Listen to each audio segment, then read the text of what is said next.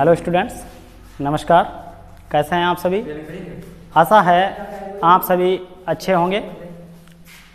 तो स्टूडेंट्स, बाकी बातों में समय ना गंवाते हुए आइए आते हैं अपने मेन पॉइंट पर। तो स्टूडेंट्स, विज्ञान के अंतर्गत जो पहला पाठ है रासायनिक अभिक्रियाएं एवं समीकरण। स्टूडेंट्स, पिछले सेशन में हमने पढ़ा रासायनिक अभिक्रिया किसे कहते हैं, रासायनिक अभिक्रिया कितने प्रकार से होती है, तथा साथ ही हमने जाना रासायनिक समीकरण क्या है, तथा रासायनिक समीकरण के प्रकार जाने। संतुलित रासायनिक समीकरण क्या है, असंतुलित रासायनिक समीकरण क्या है। तो स्टूडेंट्स, उसी श्रृंखला को आगे बढ़ाते हुए आइए शुरू करते हैं आज का सेशन। तो स्टूडेंट्स, इस सेशन के अंतर्गत हम जानेंगे रासायनिक अभिक्रिया के प्रकार। तो स्टूडेंट्स, आइए शुरू करते हैं। रासायनिक अभिक्रिया के प्रकार। तो स्टूडेंट्स, जानेंगे रासायनिक अभिक्रिया के कितने प्रकार हैं। तो आइए शुरू करते हैं। तो स्टूडेंट्स, नंबर 1 पे आती है संयोजन अभिक्रिया। संयोजन अभिक्रिया।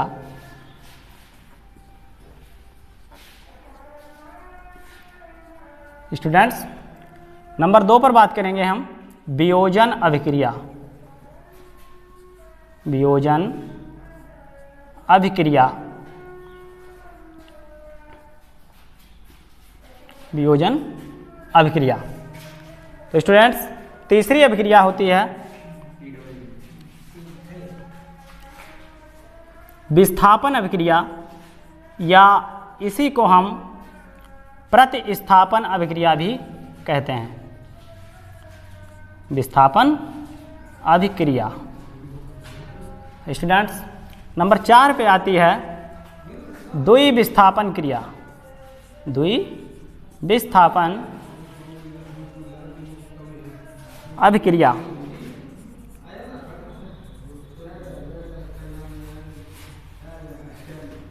द्विविस्थापन अभिक्रिया। अगले नंबर पर आती है 5वीं अभिक्रिया है हमारी ऊष्माक्षेपी एवं ऊष्माशोषी अभिक्रिया। कौन सी अभिक्रिया स्टूडेंट्स? ऊष्माक्षेपी और ऊष्माक्षेपी और ऊष्माशोषी अभिक्रिया। ऊष्माशोषी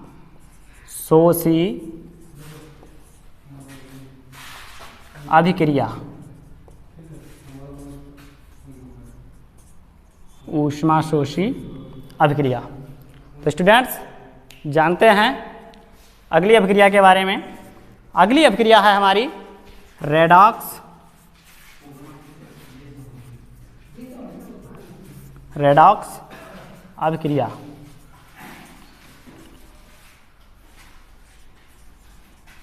रेडॉक्स अभिक्रिया।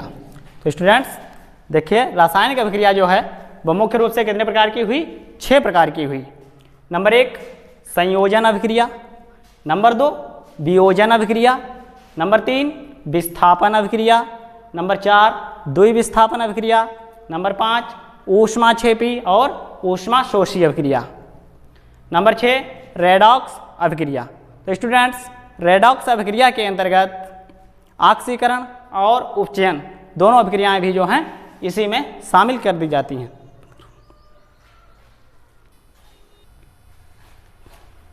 स्टूडेंट्स, अब हम संयोजन अभिक्रिया के बारे में ठीक से जानेंगे। तो पहली अभिक्रिया है हमारी संयोजन अभिक्रिया। संयोजन अभिक्रिया। संयोजन अभिक्रिया।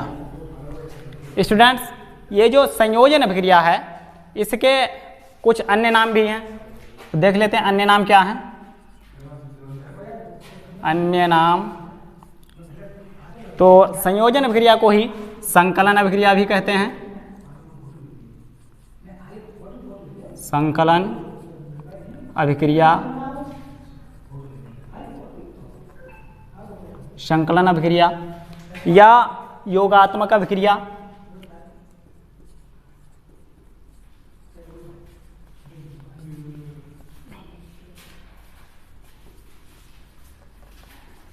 योगात्मक अभिक्रिया और एडिशन रिएक्शन। एडिशन रिएक्शन,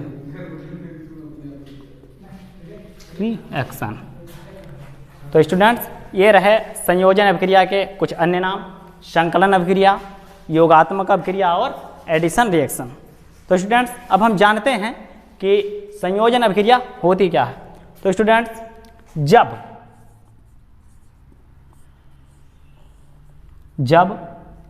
दो या दो से अधिक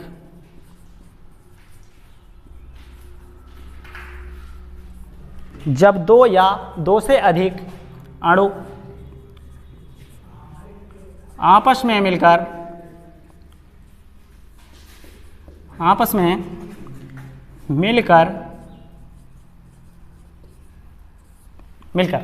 स्टूडेंट इसमें अणु या पदार्थ या यौगिक कम से कम दो आपस में मिलते हैं और आपस में मिलकर अपने से सर्वथा नए गुणों वाला, अपने से सर्वथा नए गुणों वाला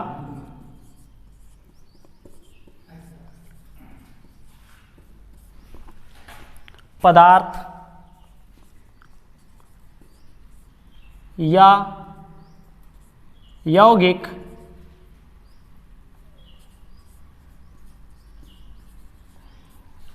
बनाते हैं।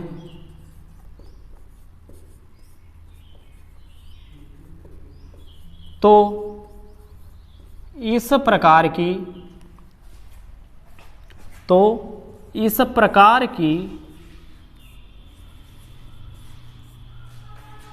रासायनिक अभिक्रिया, तो इस प्रकार की रासायनिक अभिक्रिया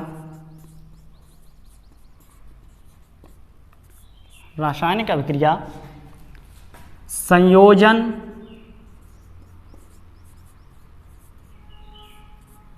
अभिक्रिया कहलाती है।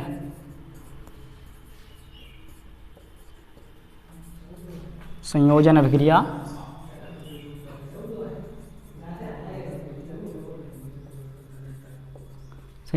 कहलाती है। तो स्टूडेंट्स क्या समझा आपने संयोजन अभिक्रिया के बारे में कि इसके अन्य नाम संकलन अभिक्रिया, योगात्मक अभिक्रिया और एडिशन रिएक्शन है।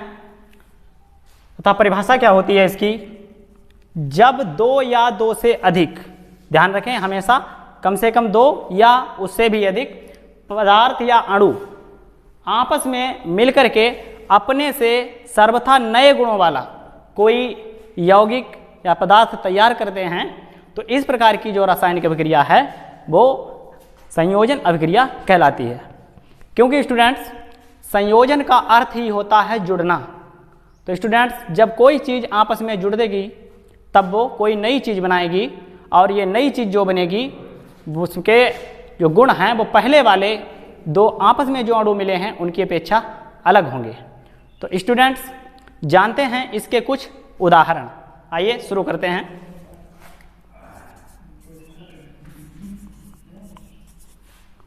उदाहरण नंबर 1, उदाहरण लेते हैं हम कोयले का। और कोयला जो है स्टूडेंट्स वो कार्बन का ही एक अपर रूप है। तो स्टूडेंट्स जब कोयला वायु की उपस्थिति में अर्थात ऑक्सीजन में जलता है तो ये कार्बन डाइऑक्साइड बनाता है। आइए देखते हैं इसका रासायनिक समीकरण। स्टूडेंट्स ये है कार्बन अर्थात कोयला, और इसकी जब क्रिया करा देंगे हम O2 से, अर्थात कार्बन यानी कि कोयला जो है वो ऑक्सीजन के साथ में जलता है।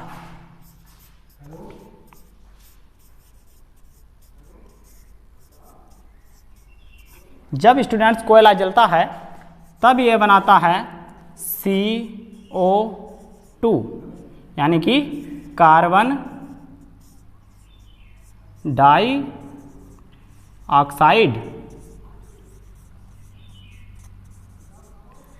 Carbon dioxide. स्टूडेंट्स, जब कोयला ऑक्सीजन के साथ में जलता है तो कार्बन डाइऑक्साइड बनाता है। तो स्टूडेंट्स, दूसरा एग्जाम्पल है हमारा हाइड्रोजन जल के साथ हाइड्रोजन जब ऑक्सीजन के साथ मिले। आइए देखते हैं। दूसरा उदाहरण है हमारा हाइड्रोजन। हाइड्रोजन का अणुसूत्र H2 होता है।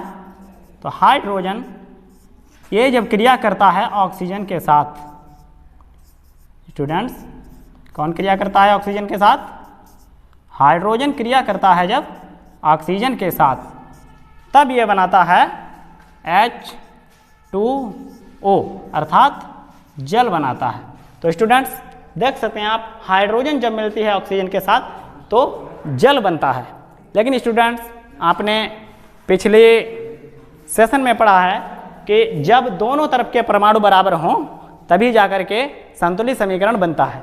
उस दृष्टि से हम देखते हैं हाइड्रोजन के यहाँ 2 परमाणु हैं, यहाँ भी 2 परमाणु हैं, लेकिन ऑक्सीजन के यहाँ पर 2 परमाणु हैं जबकि यहाँ पर केवल 1 परमाणु है।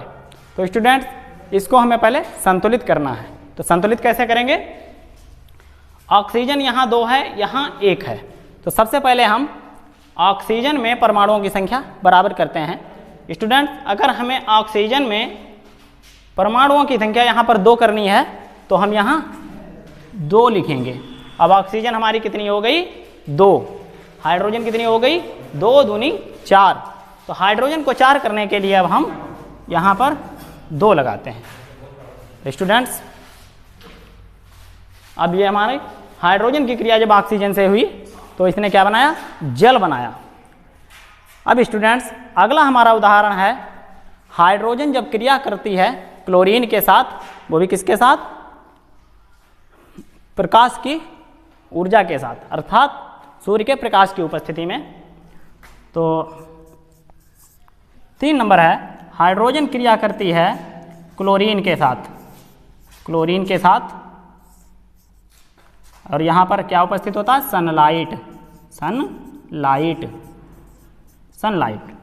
तो स्टूडेंट्स, ये बनाता है हाइड्रोक्लोरिक अम्ल HCl। स्टूडेंट्स, हाइड्रोक्लोरिक अम्ल का अणुसूत्र होता है HCl। तो ये क्या है स्टूडेंट? हाइड्रोजन, हाइड्रोजन, यह है क्लोरीन, क्लोरीन, और यह है हाइड्रोक्लोरिक अम्ल, हाइड्रोक्लोरिक अम्ल।